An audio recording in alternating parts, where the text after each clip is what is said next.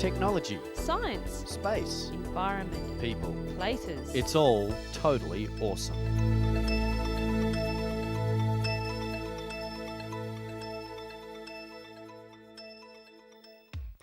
Welcome once again to Totally Awesome. On today's show, going to a bar. Not for a drink, but for a breath of fresh air. Keep your ears open because we'll be hearing all about artificial skin.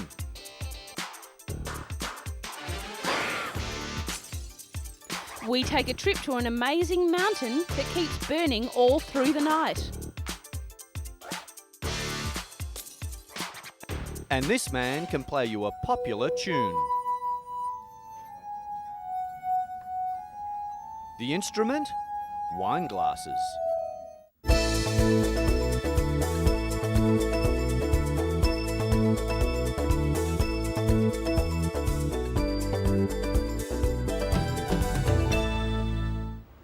This is St Luke's Hospital in the north of England.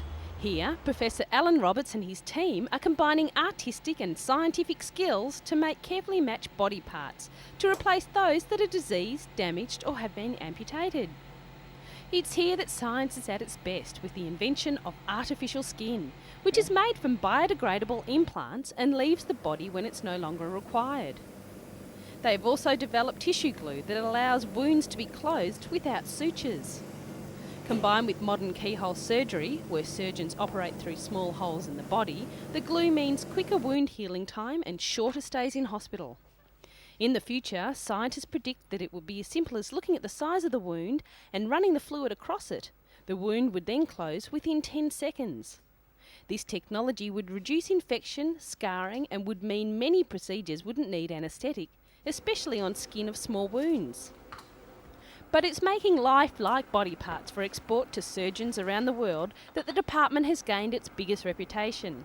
An ear, nose or finger starts off as simple paste. Dyes are carefully added to make the skin tones match.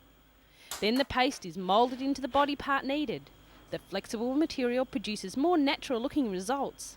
They have even had success reproducing fingers that have some movement. There seems to be no limit to the body parts these gifted scientists can come up with. Gripping, isn't it?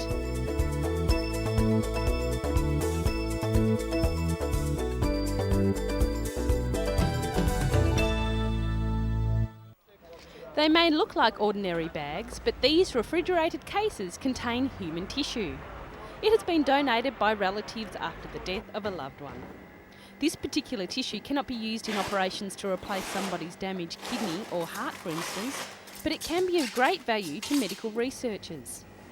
Bob Anderson, who heads the newly established Human Tissue Bank, says the users of the tissue are bioscientists, being the biologists, cell biologists, toxicologists, people who look at the risks associated with taking drugs, people who are trying to find new drugs, and medical doctors researching basic medical and biological problems. One problem is finding out how new drugs will affect us. By studying a drug's action on human liver enzymes, its effect on humans can be accurately predicted. But the donation of this human tissue is full of ethical dilemmas. That means that people feel that using human tissue is not the right thing to do. Previously, testing was done on animals to find out the cause and effect of drugs. It is thought that using the skin donations will reduce the need for this, while giving scientists the information needed before trying the drugs on live humans. Dr. Anderson hopes to encourage more people to think of donating their organs after death for medical research. It's a situation that everyone has to decide for themselves.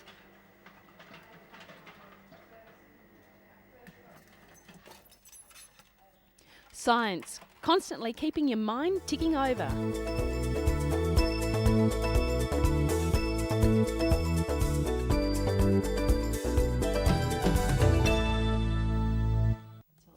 This is 12-year-old Kristen Nugent. She suffers from epidermolysis bullosa, an extremely rare and painful genetic disease. That means her skin is so delicate it blisters and tears at the smallest touch. The condition for Kristen is so bad that the skin on her hands blister constantly, eventually joining her fingers together like a mitten. Even scratching herself creates blisters. Every year, surgery is needed to separate and straighten her fingers, and skin from her legs has to be taken for skin grafts, leaving open wounds which take months to heal. As we have seen, science is working on developing ways to help people with skin disorders. Soon there will be new artificial skin on the market which could help Christian. The bioengineered skin was invented by Dr. Michael Eisenberg, who has devoted his life to developing the product after his son was born with the same disease. The cultured skin is made from the cells taken from baby circumcised foreskins. The cell culture is mixed with the synthetic material and then placed onto open wounds, speeding up the healing process. The proteins in the cultured cell encourage the body's own skin to heal quicker. It also produces stronger, more durable skin. While the cultured skin is not a cure for EB, because the disease is genetic, it should mean that the wounds will heal twice as fast, making life a little more pleasant for Kristen and others with skin problems.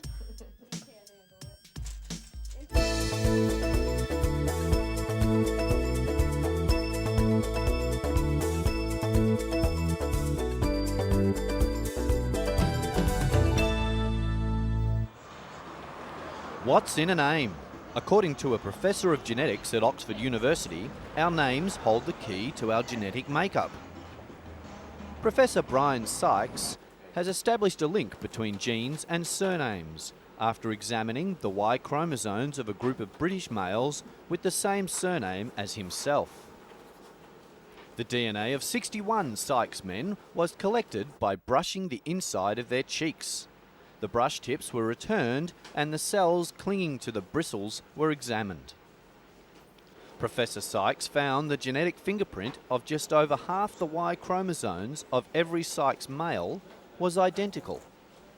Chromosomes are the structure in each and every one of us that carries our genes. Genes contain all the information that is needed to make us who we are. They are passed on from our parents and ancestors. The X and Y chromosomes are the information needed to make us a boy or a girl. We get this information from our mother and father. A girl has 2 X chromosomes and a boy an X and a Y chromosome. Professor Sykes used the information created in the Y chromosomes to do his research. The reason he followed the males with the same name is because it could be likely that any Sykes females might have changed their name through marriage, and the Y chromosome is only carried in males. There's such a lot of variation in the Y chromosome in different people. You can recognise thousands of different versions if you like. And the versions which you see in the Sykes we haven't found anywhere else in the UK, he said. The Sykes family comes from the Yorkshire area in northern England. Genealogists had previously believed there were lots of Sykes founding fathers. This is because the name means a boundary stream, a very common sight in Yorkshire.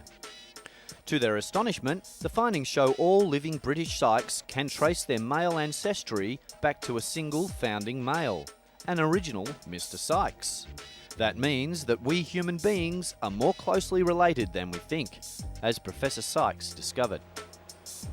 Research with other surnames reveals the same results. Professor Sykes is now mapping distributions of surnames throughout the UK. His work will help genealogists trace family heritage. This often becomes frustrating, especially when written records become unreliable or disappear around the year 1700.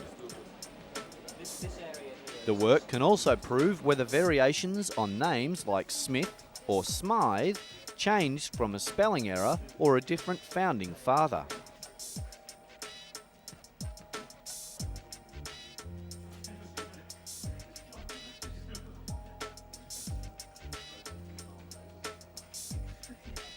Britain's Viking heritage is celebrated each year in York.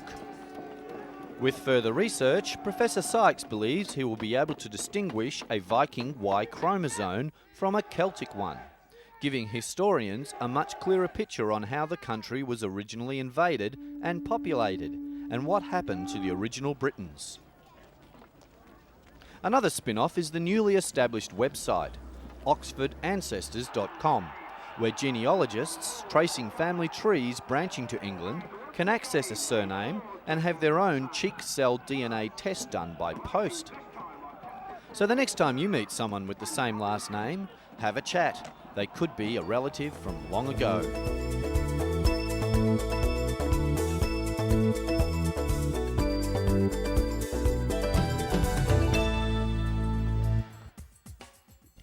Still on the science of genealogy, it is estimated that 40% of the population of the United States can trace their roots through Ellis Island. Millions of immigrants arrive from Europe and elsewhere with dreams of a better life. Finding information on these ancestors has been difficult in the past. Now, a new interactive computer has opened for families to find their roots. The database is also available on the internet. One of the biggest challenges involved was transcribing the manifests with the names of 22 million immigrants. 12,000 volunteers put in nearly 6 million man-hours to complete the task. Wayne Metcalf, the project manager, said the task was difficult, especially reading the different handwriting and the multitudes of names from around the world. The program also allows people to add to it. It's like making a scrapbook. You bring in photos and documents, scan them, and design your own page.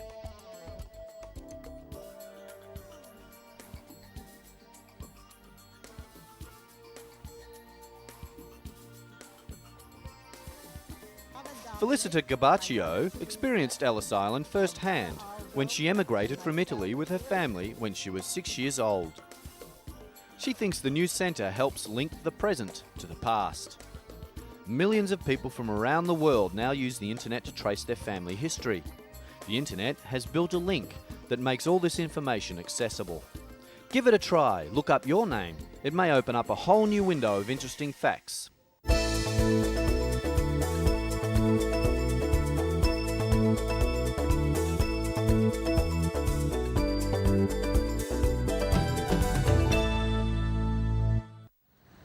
If there's someone close to you that's had heart trouble, you know that they're often under a lot of stress over fears that they may experience new problems once they get out of hospital or while moving about. This is 52-year-old Julius Sepp. He had a heart attack in 1990. Since then, he has been suffering from irregular heartbeat. Because Julius is a salesman, he is mostly on the road and says he has felt dizzy and uncomfortable on a few occasions while driving. Introducing Vitaphone, a company based in the German town of Eisen.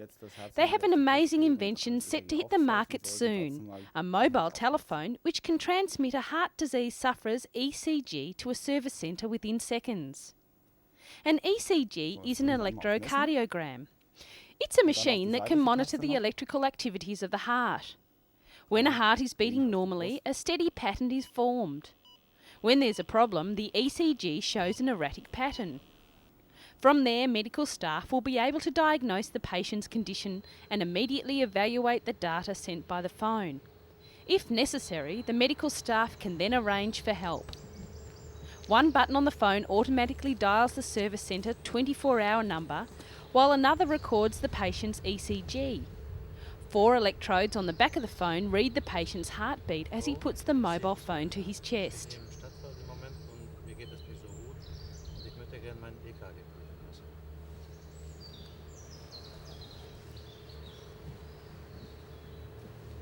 Moments later, the data arrives at the Vitaphone service centre and medical staff can then discuss the patient's condition.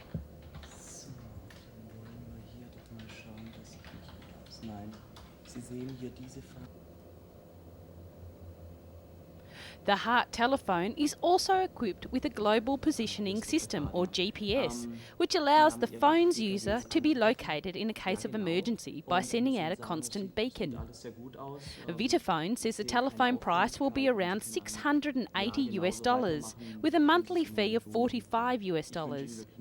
Not a bad price considering you're in care 24 hours a day.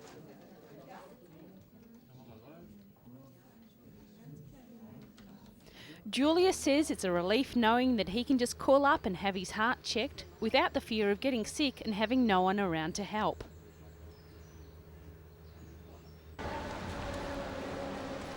Visitors at the CeBIT annual computer fair in Hanover got a first glance at the Heart phone recently, as its makers were one of the 8,100 exhibitors from around the world to present their latest inventions. CeBIT claims to be the world's largest computer fair, and multimedia mobile telephones were the focus of attention this year. People flocked to the exhibition, and the Heart phone attracted a lot of attention from people with heart problems or members of the family who may have suffered from a heart attack.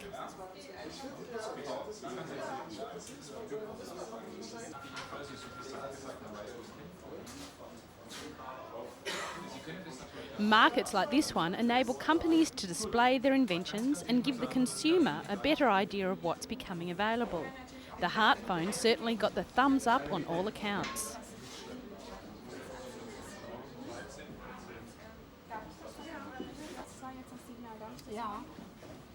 I guess knowing your family or friends are safe and under a watchful eye is a big consideration for all of us. And this new phone uses technology and science to make that happen.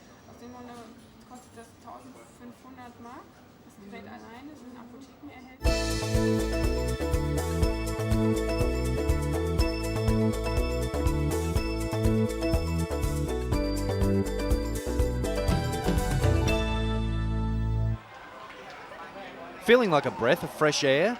Simple. Go outside. Or you could go to an oxygen bar. They have already proven popular in countries like Japan and Hong Kong, but now it's Thailand's turn to breathe in the fresh air. The country's first oxygen bar recently opened to the public inside a busy shopping centre in the heart of Bangkok. The bar provides customers with a 20-minute hit of scented oxygen for about $4. During their time attached to the oxygen tube, customers are able to listen to relaxing music and have a cool drink. General Manager Budsidi Sakuntalak says she doesn't believe the oxygen alone benefits customers, but rather the whole package her bar provides. The people who come here sit for 20 minutes. The benefit that they get is that they relax and stop in between their tight schedule. They sit, relax, and they have a cool drink, have oxygen, and listen to the natural sounds, she said. The customers can choose which scent they wish to breathe in during their 20 minutes on the oxygen machine. The fragrances include lemon, eucalyptus, geranium, and